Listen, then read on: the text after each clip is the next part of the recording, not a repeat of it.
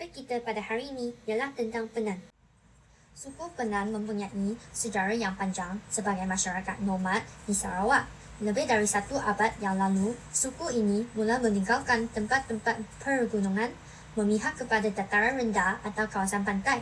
Mereka mula bertani, terlibat dan perdagangan tukar barang atau bertukar kepada adat pangan atau agama Kristian moden. Beberapa daripada mereka memeluk Islam dan menjadi suku kaum Muslim Penan. Pekan-pekan ini terletak berhampiran pantai, lebih tepat lagi di bahagian barat Sungai Baram dan hilir dari lembangan Sungai Nia. Menurut laporan awal abad ke-20, Lembah Baram Nia mengandungi 5 daerah Muslim Penan, Pakong, Mesekat, Nia, Sebubun dan Suai.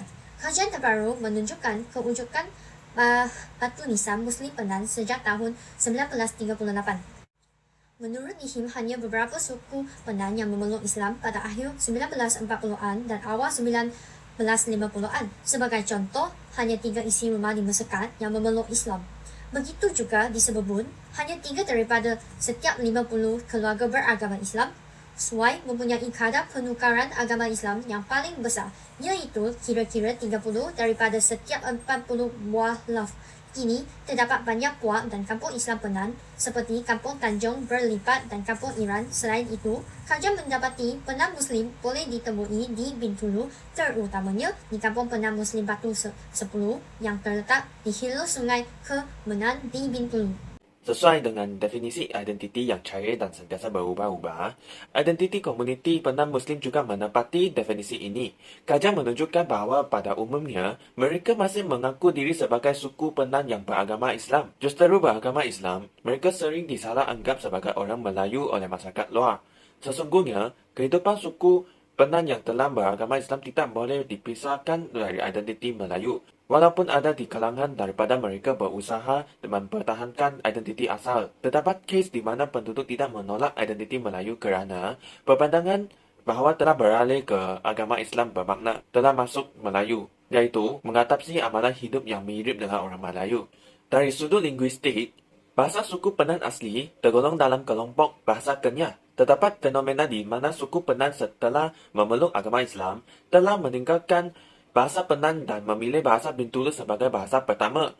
Dari sudut linguistik sejawari, bahasa Bintulu merupakan kelompok bahasa Sarawak Utara, tetapi masyarakat dakwanya mirip dengan bahasa Melanau. Suku Penan Muslim dikenal pasti memilih bahasa Bintulu walaupun berlain keluarga bahasa dengan bahasa Penan.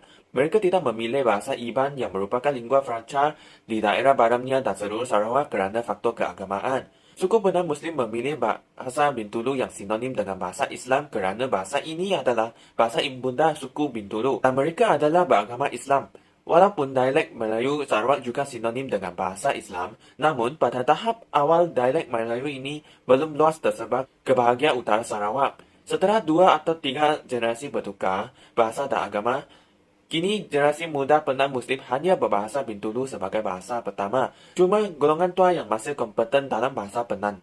Agama yang terdapat dalam Penan ialah beragama Islam dan Kristian. Tetapi, terdapat juga dari suku Penan memiliki kepercayaan animisme. Mereka mempunyai konsep simbolisme. Perayaan keagamaan, simbolisme dapat dikategorikan kepada 2, iaitu pertama, simbol itu merupakan satu corak pemikiran masyarakat seperti kepercayaan yang wujud daripada mitos dan legenda yang berlaku pada kehidupan. Masyarakat lalu mewujudkan satu kepercayaan. Dengan kepercayaan animisme yang wujud pada masyarakat primitif. Relevannya ketika ini sudah tidak sesuai lagi dengan perubahan masyarakat yang mempunyai pegangan agama yang dianuti. Maknanya, simbol merupakan unit atau bahagian terkecil dalam ritual yang mengandungi makna daripada tingkah laku ritual yang bersifat khusus. Manakala ritual pula merupakan gabungan daripada pelbagai sajian atau juada yang telah disediakan seperti penyarum, lupih, pulang, sipak, beras kuning, kuih cap serta alatan-alatan yang digunakan. Jenis agama dalam Kristian, suku Penan mula menukar kepercayaan kepada agama moden yaitu Kristian selepas meninggalkan kawasan bergunungan dan tinggal menetap di kawasan tanah rata sejak lebih dari 100 tahun.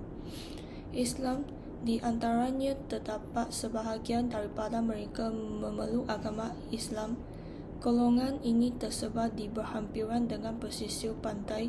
Suku Penan Muslim dikenal pasti memilih bahasa Bintulu walaupun berlainan keluarga bahasa Penan.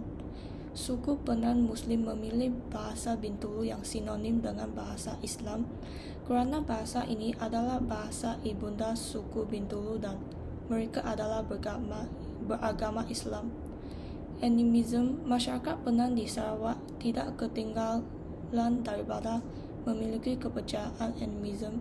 Unsur-unsur ini terdapat dalam kehidupan mereka disebabkan keperluan harian yang masih mempercayai akan kuasa-kuasa yang dimiliki oleh unsur gaib seperti roh, semangat, penunggu dan sebagainya yang terdapat di sekeliling mereka. Rumah ibadat. Orang Penan juga tinggal di rumah panjang.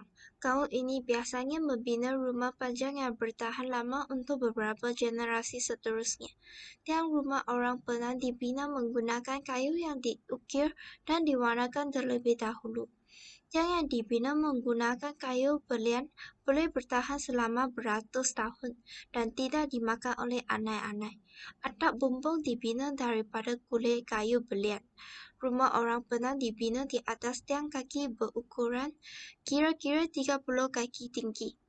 Ia dibina bagi mengelakkan serangan binatang buas dan juga dari serangan musuh.